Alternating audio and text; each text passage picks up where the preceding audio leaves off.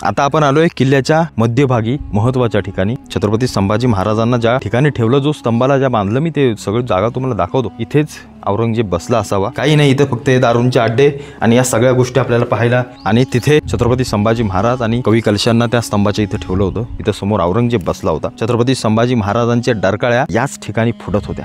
हा आहे छत्रपती संभाजी महाराजांच्या शौर्यानं पावन झालेला धर्मवीरगड। याच ठिकाणी छत्रपती संभाजी महाराजांनी औरंगजेबाच्या समोर उभं राहून दाखवून दिलं की हा मराठ्याचा छावा, हा छत्रपतींचा छावा, हा मराठ्यांचा शिव कधीही या मुघली लोकांसमोर झुकणार नाही, ना औरंगजेबासमोर ना कोणत्याही सरदारासमोर। हाच ताटबाना, हाच ताटकणा आणि हाच स्वाभिमान आजही घेऊन आपण जगतोय, हे सगळ्यात महत्त्वाचं आहे। हा आहे धर्मवीरगड। हा अत्यंत दुर्लक्षित झालेला गड आहे। मी तुम्हाला सरळ सांगतो, इथं आल्यानंतर एकही वास्तू आज बरोबर नाही आहे ना व्यवस्थित आहे। हे पुरातत्व खातं काय करतं मला काही समजत नाही आहे। हे झोपा काढतं एवढं मात्र नक्की निश्चित। आजूबाजूला अर्धी मुस्लिम वस्ती आहे, आजूबाजूला सगळ्या अतिक्रमणाच्या गोष्टी होऊ लागलेत, आमचं लक्ष नाही आहे। पण हा धर्मवीर गड राहिला पाहिजे, पुढच्या पिढीपर्यंत पोहोचला पाहिजे, एवढंच फक्त मी तुम्हाला सांगेन। कारण इथं आहे छत्रपती संभाजी महाराजांचा इतिहास, जो प्रत्येक हिंदूंसाठी, प्रत्येक हिंदू बच्चासाठी अत्यंत महत्त्वाचा आहे।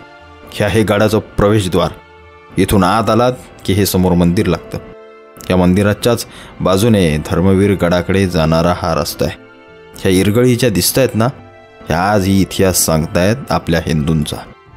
अनेक ठिकाणी कुठेही संशोधन करा, कुठेही उत्खनन करा, हिंदूंच्याच देवी देवतांच्या मूर्त्या का सापडतात? कारण आपला धर्म प्राचीन आहे, जुना आहे, एवढं फक्त लक्षात ठेवा। आणि हीच सगळी गोष्ट स्वाभिमानाने मिरवा। इथून आज जायला धर्मवीर गडाकडे वाट आहे। मी जेव्हा या वाटेने चालत होतो, आजूबाजूला जंगल आहे, निरव शांतता आहे, कोणी इथं दिसत नाही ना दिवसाचं कोणी फिरकत नाही। इथं कोणी येतंय, काही करतंय, काही करून निघून जातंय, इथं कोणाचंही लक्ष नाही। याच गडाच्या मुख्य दरवाजाच्या बाहेर सगळी मुस्लिम वस्ती आहे। भले ती लोक आता इथंही काही गडावरती येऊन करू शकत नाहीत किंवा ती करणार देखील नाहीत, पण आम्ही किती गाफील आहोत, आमची सरकारी यंत्रणा किती गाफील आहे। बरं त्यांचं जाऊ द्या, आम्ही साध्या आमच्या वास्तू देखील उभ्या करू शकत नाही, याच्यासारखं दुर्दैव नाही। हे जे मंदिर पाहताय हे चालुक्यकालीन मंदिर आहे, त्या काळची जुनी मंदिरं आहेत। त्या सगळ्या मंदिरांचं मला असं वाटतंय पुनर्जीवन सरकारने केलं पाहिजे, आपल्या सर्व लोकांनी केलं पाहिजे, एवढंच मला फक्त वाटतं। हा गड इतका शांत आहे की इथं भविष्य काळात कोणतंही अतिक्रमण होऊ शकतं आणि त्याकडे सरकारचं लक्ष पाहिजे। आता जो समोर दरवाजा पाहताय, इथून दरबार पुढे चालू होतो आणि इथूनच छत्रपती संभाजी महाराजांना औरंगजेबाच्या समोर नेण्यात आलं। इथंच ती जागा आहे जिथं छत्रपती संभाजी महाराज कवी कलश यांना तख्ता कुलाह घालून औरंगजेबाच्या समोर उभं करण्यात आलं। ही व्हिडिओ अत्यंत रोमांचकारी आहे, इतिहास सांगणारी आहे। प्रत्येक तरुणापर्यंत हा व्हिडिओ गेला पाहिजे, शेवटपर्यंत पहा। आपल्या तरुणासाठी तुमच्या मुलाबाळांनाही दाखवा, यातून आपल्या पोरांना इतिहास कळू द्या, एवढंच मला फक्त तुम्हाला सांगायचं आहे। हा व्हिडिओ शेवटपर्यंत पहा। नमस्कार मित्रांनो, आता आपण आलोय किल्ल्याच्या मध्यभागी महत्त्वाच्या ठिकाणी, ज्या ठिकाणाला इतिहास आहे। छत्रपती संभाजी महाराजांना ज्या ठिकाणी ठेवलं, जो स्तंभाला ज्या बांधलं मी, ते सगळं जागा तुम्हाला दाखवतो। पण सगळ्यात आधी आपण हा धर्मवीर गड पाहूया, नक्की याची रचना कशी आहे, काय काय नक्की इथं झालं। ही जे समोर पाहता, ही जी वास्तू तुम्हाला पडझड झालेली दिसते, हे आहे राजदरबार। म्हणजे इथे बहुतेक औरंगजेबाचा मला असं वाटतंय सिंहासन असेल, त्याच्या बाजूनं सगळं जशी आपल्या रायगडावरती असते राजसर, तशीच हा दरबार सगळा एकंदरीत। आपण जाऊया पहिल्यांदा या दरबाराच्या ठिकाणी जिथं औरंगजेब बसला होता। हा जो तुम्ही चौथरा बघताय पूर्णपणे, हा चौथरा त्या काळातलाच आहे, हे सगळं बांधकाम त्या काळातलंच आहे, इथं नवीन असं काही नाहीये। तुम्ही जर हे सगळं बांधकाम पाहाल तर हे मोठ्या चौकोनी ज्या काही विटा असायच्या पहिल्या काळातल्या, जशा आपण अनेक किल्ल्यांवरती पाहिले असतील तुम्ही, तशा प्रकारचं हे सगळं बांधकाम आहे, काळ्या दगडातलं बांधकाम नाहीये। हा जो आहे हा आहे दरबार, इथेच औरंगजेब बसला असावा। हे सगळे त्याच्या याच्यासाठी तुम्ही जर कधी आग्र्याला गेलात, आग्र्याच्या किल्ल्यावरती, तर जसे त्या काळामध्ये त्यांच्या काळातले राजदरबार असायचे तसंच तो असेल. या सगळ्या इकडे खोल्या आहेत, बहुतेक इकडे राहण्याची ठिकाणं असावी, राहण्याच्या रूम आपण म्हणूया खोल्या असतील त्या खोल्या. मागच्या बाजूला भीमा नदी आहे, हा भीमा भामाचा हा संगम आहे. संगमावरती हा धर्मवीरगड आहे, याला बहादूरगड असं नाव दिलं जायचं. आता त्याचा इतिहास ते कोण त्याचा भाऊ की कोण औरंगजेबाद ते सोडा, ते नाव आपल्याला लक्षात ठेवायचं नाही, ते आम्हाला माहिती की नाही कुठला बहादूरगड आणि काय. हा आहे छत्रपती संभाजी महाराजांच्या मोठ्या पराक्रमाने पावन झालेला आपला धर्मवीरगड आहे. इथं आल्यानंतर तुम्ही हे पाहू शकता, छोटेखानी बांधकाम आजही शिल्लक आहे. हे जे काही स्तंभ पाहत आहे ह्या आतमध्ये हे असणारे हे दगडी स्तंभ आहेत आणि त्याच्या बाहेरच्या बाजूनं हे जे काही बांधकाम केलं आहे हे चुन्यातलं बांधकाम आहे. मग ते आत्ताच्या काळातलं आहे कारण त्याच्यामध्ये सिमेंट वाळू देखील दिसते की नंतरच्या काळातलं आहे हे काही सांगू शकत नाही. पण ह्या संपूर्ण किल्ल्याला तो लेप दिलेला आपल्याला पाहायला मिळतो आहे. या खोल्या असाव्यात. इथून मागं जो काही नदीचं दृश्य जे दिसतं आहे तशा प्रकारचा हा एक भुईकोट किल्ला आहे आणि ही भीमा नदी आणि या सगळ्या अशा परिसरामध्ये हा किल्ला वसलेला आहे. इकडे अनेक वास्तू अशा आहेत ज्या वास्तू त्या काळाचा इतिहास सांगतायत. तुम्ही या जर खोल्या वगैरे पाहाल तर त्या सगळ्यात त्या प्रकारच्या खोल्या आहेत ज्या आजही तर त्यांचे थोडेफार अवशेष आपल्याला पाहायला मिळत आहेत. या बाजूला हमामखाना आहे, म्हणजे ते आंघोळीचं वगैरे बाथटब वगैरे अशा सगळ्या गोष्टींचा असा हा किल्ला आहे. इथून वरच्या बाजूला जायला देखील पायऱ्या आहेत जिथून आपण वरती जाऊ शकतो. या अशा प्रकारची ही सगळी वास्तू आहे जी वास्तू पूर्णपणे मोडकळीला आले. आता भले जरी पुरातत्व खात्याच्या हातामध्ये असलं तरी इथं काम मात्र होताना कुठलं दिसत नाही आहे, कोणत्याही प्रकारचं काम होताना दिसत नाही आहे.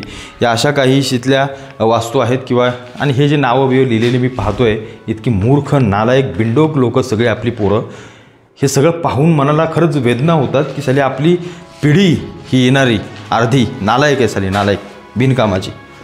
अशा हा सगळा किल्ल्याचा परिसर आहे, तुम्ही पाहू शकता. आणि या ज्या वास्तू आपण पाहतो या पूर्णपणे मोडकळीस आलेत. मला समजत नाही सरकार काय करतात, हे लोक साली काय करतात. यांच्या हातामध्ये या सगळ्या गोष्टी दिलेल्या असतात, काहीही याच्याकडे लक्ष नाही. इथल्या कुठल्याही वास्तूकडे हे सगळं असंच पडून गेले, काही नाही. इथं फक्त हे दारूंचे अड्डे आणि या सगळ्या गोष्टी आपल्याला पाहायला मिळत आहेत. इतकं बेकार वाटते, इतकी वाईट गोष्ट वाटते. तुम्ही हे जर पाहाल या सगळ्या भिंतींवरती, या भिंतींवरती काय लिहिलं एकदा येऊन बघा. हे काय आहे, हे कुठलं स्थान आहे, हे आमच्या लोकांना समजत नाही, आमच्या शासनाला समजत नाही, आमच्या कोणत्याही माणसांना कळत नाही आहे. मी जेव्हा अशा ठिकाणी येतो मला हे जे आपण पाहतोय काय आहे इतकं वाईट वाटतं, इतक्या वेदना होतात.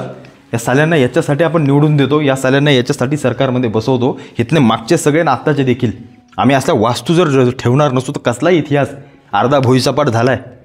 या सगळीकडं सरकारनं या सगळ्या गोष्टींकडे लक्ष दिलं पाहिजे. आपण आता ज्या ठिकाणी जायचं आहे ते म्हणजे छत्रपती संभाजी महाराजांना ज्या स्तंभाला बांधलं त्या स्तंभाला. मी तुम्हाला ती जागा दाखवतो. तुम्ही ही जागा पाहताय, हा होता राजदरबार. इथे औरंगजेब बसला. मी मुद्दामून तुम्हाला लांबून दाखवतो आहे. आणि ती जी सगळी झाडं दिसत आहेत, ती गोल जो आपला झेंडा दिसतो आहे, भगवा झेंडा, भगवा ध्वज दिसतो आहे, त्या ध्वजाच्या इथे स्तंभ होता. तिथे छत्रपती संभाजी महाराजांना आणि काही अंतरावरती कवी कलशांना बांधलं होतं, उभं केलं होतं. तख्ता कुला जो एक बाहेरची शिक्षा पद्धती आहे जी आपण पाहिलं असेल, लाकडामध्ये हात टाकणं आणि त्याला साखळदंडाने बांधणं, त्या प्रकारची सगळी गोष्ट केली होती. तो तख्ता कुलासोबत इथे छत्रपती संभाजी महाराजांना उभं केलं होतं. इथल्या दरबारातला जो असद खान आहे कोण, त्या असद खानाने छत्रपती संभाजी महाराजांना 3 प्रश्न केले. एक की बाबा आमच्यातला कोण फितूर झाला होता त्यांची नावं सांग म्हणजे आम्हाला त्यांची मुंडी कापायला. त्याच्यानंतर दुसरी म्हणजे खजाना कुठे आहे, मराठ्यांच्या जो काही खजाना आहे, ज्या काही गोष्टी आहेत, जी रसद आहे, त्या सगळ्या गोष्टी कुठं. आणि तिसरं म्हणजे सगळ्यात महत्त्वाचं म्हणजे छत्रपती संभाजी महाराजांना विचारलेला की तुम्ही आमचा इस्लाम धर्म स्वीकारा, आम्ही तुम्हाला जीवनदान देऊ, तुम्ही जा. पण छत्रपती संभाजी महाराजांनी त्यातली एकही गोष्ट ऐकली नाही. मराठ्याचा आवाज, छत्रपती संभाजी महाराजांच्या डरकाळ्या याच ठिकाणी फुटत होत्या. तब्बल 29 दिवस या ठिकाणी छत्रपती संभाजी महाराजांवरती अन्याय अत्याचार करण्यात आले. मी त्या गोष्टी नाही सांगणार तुम्हाला. अनेक जण तुम्हाला सांगतील असं केलं तसं केलं, मला नाही सांगायचं त्या गोष्टी. तुम्हाला माहिती आहेत सगळ्या काय गोष्टी झाल्या. 29 दिवसानंतर छत्रपती संभाजी महाराजांना तुळापूरला नेण्यात आलं. त्या गोष्टी आपण पाहूया पुढच्या भागामध्ये. पण इथून याच दरबारातून याच सिंहासनावरून औरंगजेब इथं खाली उतरला आणि त्याने नमाजाच्या रुखाता पडल्या. का? कारण छत्रपती संभाजी महाराज अटकेत खवले, त्यांना सापडले.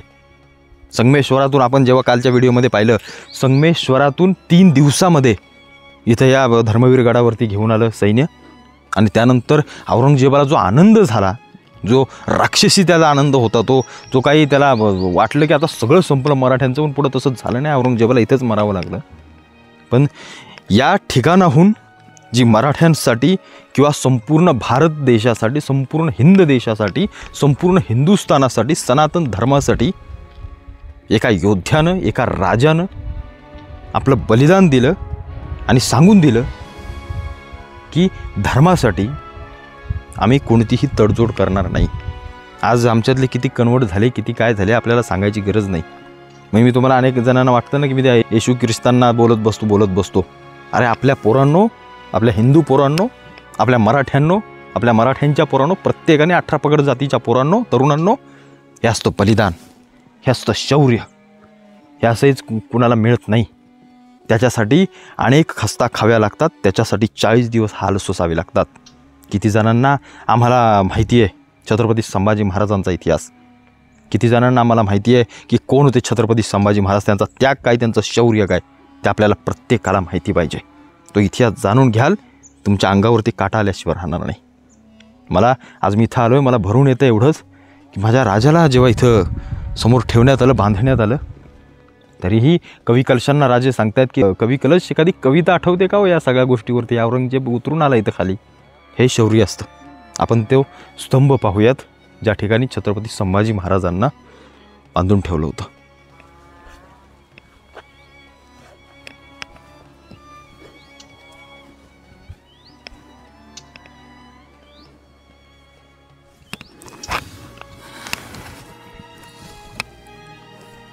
हाच तो स्तंभ आहे जिथं छत्रपती संभाजी महाराजांना त्या स्तंभाला बांधून ठेवलं होतं. इथे कवी कलश देखील होते. तख्ताकुला घातलेले संभाजी महाराज इथे. डोळ्यामध्ये तीच जरब, डरकाळी पण वाघासारखी. तुम्ही काहीही करा, मी माझं राजेपण, मी माझा धर्म, मी माझं स्वराज्य तुमच्या पायी ठेवणार नाही. ही निष्ठा, छत्रपतींचे विचार, त्यांच्या स्वतःच्या वडिलांचे विचार, या सगळ्या गोष्टींनी हा दरबार सगळा सुन्न झाला होता. औरंगजेबाला कळेना 29 दिवस केला का बा काय करायचं आता, म्हणून इथून तिकडे तुळापूरला नेलं. मग तो पुढचा इतिहास मी तुम्हाला सांगेनच. पण इथूनच संभाजी राजांनी सांगून दिले औरंगजेबाला की औरंगजेबा, ही मराठ्याची जात आहे, हे स्वराज्य आहे आमचं, हे आमच्या मेहनतीनं, आमच्या स्वाभिमानानं उभं राहिलं आहे. आम्ही कुठल्या पोरी बाटवल्या नाही, कुणाची लुटमाट केली नाही, कुठला शेतकरी मारला नाही. हे स्वराज्य आहे. इथं सर्वसामान्यांसाठी हे आम्ही सगळे उभे राहतो आहे. आम्ही कुठली हिंसा करत नाही, कोणती गोष्ट करत नाही. मी अन्यायाच्या विरोधात आवाज उठवतो. हे सांगणारे आपले छत्रपती संभाजी महाराज. आज हा असा आपण ह्या सगळ्या धर्मवीर गडाचा इतिहास पाहिला. इथं हे जे काम करते ना भावांनो, हे जे झाडं बिडं, ही झुडपं दिसत आहेत, हा रोजचा दिवा दिसतोय, ही रोजची फुलं दिसत आहेत. इथं टीम धर्मवीर गडून आज माझ्यासोबत नाही आहेत कोणी. मला कारण परत इथून तुळापूरला जायचं आहे. पण इथं ही सगळी मुलं काम करत आहेत, ज्यांना निधी नाही मिळत, ज्यांना कोणती गोष्ट मिळत नाही. काय करतं सरकार, काय करतं? ही पावन भूमी आहे, ही पावन जागा आहे, ही पावन जागा आहे. आमच्यासाठी 12 ज्योतिर्लिंग पण तितकेच महत्त्वाचे आहेत. आमच्यासाठी 3.5 शक्तिपीठं देखील तेवढ्याच ताकदीची आहेत. आणि तेवढ्याच ताकदीची ही आमची छत्रपती घराण्याची माती जी पावन झाले त्यांच्या पदस्पर्शाने. म्हणून या प्रत्येक बघा, त्या संगमेश्वरमध्ये देखील संगम नद्यांचा, इथे देखील संगम, तुळापूरला देखील संगम नद्यांचा. या संगमावरती छत्रपती संभाजी महाराजांचे शेवटचे दिवस गेले. कसे गेले, काय गेले, त्यांच्या वेदना देवाने अर्ध्या त्यांच्या अंगावर घेतल्याच असतील निश्चितच. पण या सगळ्या गोष्टी पोरांनो, इतिहास विसरायचा नाही, इतिहास प्रत्येकापर्यंत पोहोचवायचा आणि सांगून द्यायचं की 40 दिवस अत्याचार सहन करणारे आमचे छत्रपती संभाजी महाराज या हिंदू जे धर्माचे सगळ्यात मोठं आराध्य दैवत आहे. आमचे छत्रपती शिवाजी महाराज या हिंदुस्थानाचे सगळ्यात मोठे आराध्य दैवत आहे. आमचे महाराणा प्रताप असोत, आमची हिंदू राजे असोत, ते प्रत्येक आमच्यासाठी, आमच्या लढलेल्या मातीसाठी, आमच्यासाठी ते देव आहेत. हे प्रत्येकानं सांगणं एक आपल्यासाठी अभिमान पाहिजे आणि प्रत्येकाला सांगितलं पाहिजे. एवढंच मी फक्त तुम्हाला सांगतो. इथं आलो आहे, इथं कंठ दाटून येतो या सगळ्या गोष्टी पाहताना, या सगळ्या गोष्टी अनुभवताना. पण माझे फक्त एक सांगणे, मी आज जो काही बाहेर पडलो या उन्हातून आणि या सगळ्या गोष्टी करण्यातून, अनेक जण व्ह्यूजसाठी म्हणत असतील, पण व्ह्यूजसाठी नाही. मी खास करून आलो आहे की पोरांना इतिहास कळावा. अनेकांना माहीत देखील नव्हतं तो संगमेश्वरामध्ये काय घडलं, इथं काय घडलं. इथून वडूतुळापूरला फक्त समाधी म्हणून आम्ही जाऊन पाया पडतो, फोटो काढतो, येतो. पण आमच्या छत्रपती संभाजी महाराजांचा इतिहास कळला पाहिजे. मी या पुढच्या अनेक 10-12 दिवस मी काही त्या व्हिडिओतल्या व्हिडिओ बनवणार नाही. त्या राजकारणाला आणि त्याला झक मारत जाऊ सध्या तरी. पण मला छत्रपती संभाजी महाराजांचा इतिहास आपल्या तरुणांपर्यंत घालवायचा आहे, पोचवायचा आहे. जो छावा चित्रपट येतोय, काही चुकीच्या गोष्टी असतील सोडून द्या, चांगल्या गोष्टी निश्चित घ्या आणि संपूर्ण जगाला दाखवून द्या की आपला राजा कोण होता. जय हिंदू राष्ट्र, जय छत्रपती शिवाजी महाराज, जय छत्रपती संभाजी महाराज आणि ही पावनभूमी. जय महाराष्ट्र. भेटू पुन्हा एकदा नवीन व्हिडिओसोबत नवीन भागामध्ये. वडूतुळापूरला ही व्हिडिओज जास्तीत जास्त लोकांपर्यंत शेअर करा आणि तुमच्या प्रतिक्रिया मला खाली कळवा. आणि तुम्ही इतिहास छत्रपती संभाजी महाराजांचा तरुणांपर्यंत कसा पोहोचवाल याच्यासाठी प्रत्येकानं झटा, एवढंच मला फक्त सांगायचं आहे.